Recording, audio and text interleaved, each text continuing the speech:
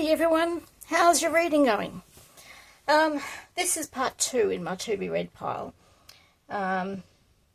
Just because I figured it's just too long for you. You don't really need to put up with 45 minutes or 50 minutes of books. So, this is shelf 2, Enduring Remnant. It is the history of the Melbourne Hebrew congregation. For some reason, I have found myself absolutely obsessed with history. So the next book is History of Cumberland, somewhere in England, by R.S. Ferguson.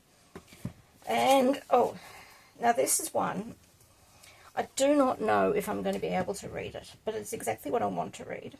It is called The Magic of Terry Pratchett, and it's by Mark Burrows. And the problem is I might need several boxes of tissues to get through it. But from what I've been told, it's exactly what I want, because Mark Burrows went in as a news, I've lost the word I want, as a news person, and did all as a journalist. I get the words eventually, sometimes it's 3 days later. He went in as a journalist and did all the research to figure out all about Terry Pratchett, and that's why I want to read it, because I want to read it from someone else's point of view, not some point of view. I'll come back to that story, that one that's just over here. I want to read both, point of view of someone who worked with him and someone who didn't. So this should be interesting. Beautiful, no writing on the cover. 10 Cities That Made an Empire by Tristram Hunt. And 2 more on this stack. What was I saying about history? Revolution, Mexico, 1910 to 1920 by Ronald Atkin. Don't know why I've got that one, because Mexico is not where I'm interested in. Russia and the West in Iran by someone starting with Lenchovsky or something, I don't know. A Study in Big Power Rivalry. There we go. Again, it's not in my interest at this moment, but, you know, maybe later. Oh, I've got this book. Okay, so Chuck Mackenzie.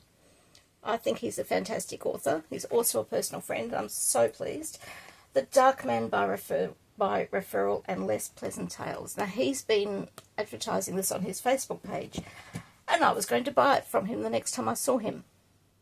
You want the problem? I've already got it. Oh, well, at least I have now been reminded. Now, I have no idea what The Finkler Question is by Howard Jacobson, and I'm not going to read the back of it. It must have sounded interesting at some point. I think it's a second-hand bookshop or an op shop. Okay. This, I think I got from my father-in-law's shelves. It's the Australian Journal of Politics and History on being a German Jewish refugee in Australia. I know a number of German Jewish refugees in Australia, and the ones who are dead are probably turning in their grave at this moment. Okay, this one again from my father-in-law's bookshelves. Jews in Germany after 1945. Because some Jews did stay and some didn't. And coming back to this, okay, Mike and Mel Leyland, the authors of this book, which is called Great Ugly River, they used to be on telly, and they would have a travel series, and they would go around, and it'd be Ask the Leyland Brothers, and I'm sorry, I shouldn't sing at you. So that'll be interesting to see them. Okay. For the book I'm currently writing, not the one I want to write, I wanted to find out more history on the area of Caulfield and Moorabbin. And this series of books, there's 4 in the book, in the box, is by I think a cousin of mine, Dr. Gula Solomon. And there are 4 books in a series of 4 books about Caulfield's heritage. This one says Caulfield's building heritage. And looking at that means maybe I don't have to read them all at once. I can just sort of read one here and one there. Okay. Books that made us. by Karl Reinecke. It's a companion. Oh, I bought this in Castlemaine. I went into the bookshop in Castlemaine. I had a good wander around. I picked up a couple of books, and then I asked for a recommendation from them, as I've been starting to do the last few years. This was not a recommendation. I just looked at it and it said, I must have this. Okay. Now, this one, do these two together. If you're going back to the Mark Burrows book about Terry Pratchett, this is written by, it's his biography of Terry Pratchett, but it's written by his long-time administration person and all-time all-time nice person. There was a phrase with the word round in there, and I've forgotten it. So that's his official biography of Terry Pratchett. He worked with him for at least 20, 30 years or whatever. And this comes with it. I got this exclusive sampler through something entirely different, and I need to keep them together. So it'll be interesting to read the two books, but I might need a lot of tissues, and I'm not certain if I can get through either of them. But, you know, that's a problem I'll worry about another time. Okay, what have we got? History of the Jews by Paul Goodman, written in first published 1911, and reprinted in 1943. So that's before Israel was even declared a state. That should be interesting. It's very small print. I need new eyes. Okay, what have we got here? Pride and Prejudice. Why do I have an old abridged copy of Pride and Prejudice? That one's going. I don't need it. I've read Pride and Prejudice, so I don't need to read it again. Okay.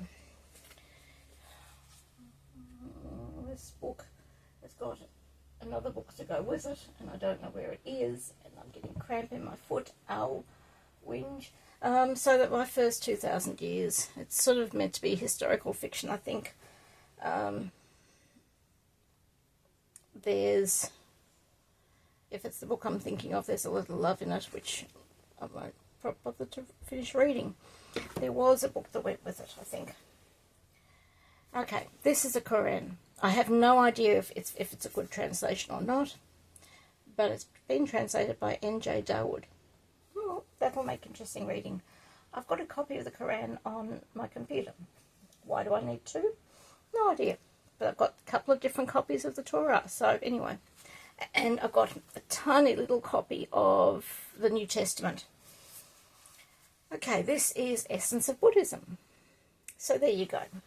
3 different religions all in one stack. And this is George Orwell, Down and Out in Paris and London. I do not know where I got that. Probably a second-hand bookshop, but I have not notated it. 5 more books on this stack. The Lost Boys by J.M. Barrie. I bought that in Adelaide. Andrea de Robilat, Venetian Navigators. Now that should be interesting. Should be interesting to see how they managed to navigate. I mean, they didn't have the navigation tools that we have now, and they somehow managed to get from point A to point B. Sometimes they got lost. Oh, this is meant to be, The Cherry Orchard by Anton Chekhov is meant to be one of the all-time great plays. Will I make it through it? Because I'm not a play person. I do not know. Australian Aboriginal place names. Okay. And their meanings. And if I look up Murrumbina, which I know is, isn't it, Indigenous word? It's not here. Well, that's annoying. Oh well. There's a lake. I could look up Lake Wendouree, because I have heard that Wendouree means go away. So when the white people were saying, what's this place called? And of course, the Indigenous could not understand them. So they said, Wendouree, meaning go away, go away. So that amuses me. And Wendouree is not in here either. Oh well. This is quite a nice book. I have looked at it before and I probably won't actually read it. By Donna Marie Hanson.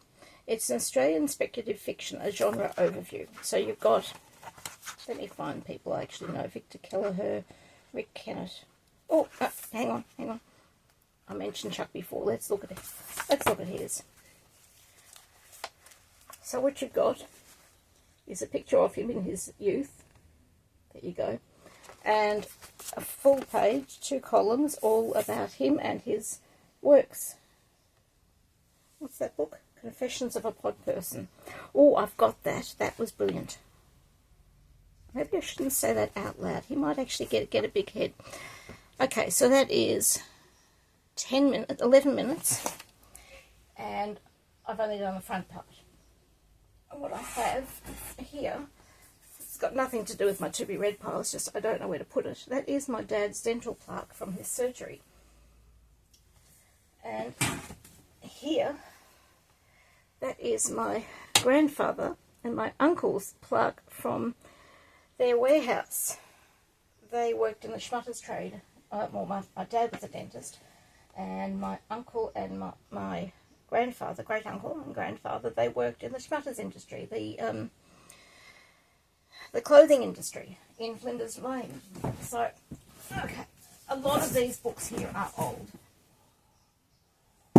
I have had them there for a long time, such as the Left-Handed Dictionary down there. And Herman Melville, Billy Blood, Sailor, and Other Stories. And Henry James, What Maisie Knew. And here's another Aldous Huxley, Those Barren Leaves. I need to read this one. He's really important. Okay, so it looks like there's lots of space at the back. So I can put some of these books in the front, at the back, and that will be excellent. No idea how, because some of them are not very, some of them have to go flat rather than upright. There we go. That's there. And these. And then watch them fall. Am I going to keep that book? I don't think so. Okay. Reluctant Neighbours by Braithwaite, E.R. Braithwaite. He did To Sir with Love. Yes, that's the name of the book. Brilliant. The Book of Lost Tales 1 by Tolkien. No idea. It's the history of Middle Earth. Oh. Signed Christopher Tolkien, his son. Charlie Chaplin, his autobiography. So that should be interesting reading. I've got a book here I do not fancy showing everyone, so I won't. I'm embarrassed. Days Like These by Christian Andersen.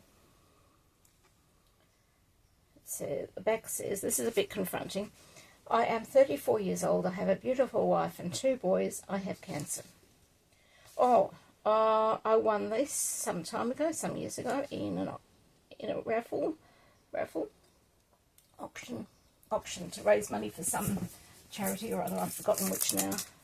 The Living Talmud, the Wisdom of the Fathers. Well, there you go. I might read that and find out if I feel I have any wisdom or not.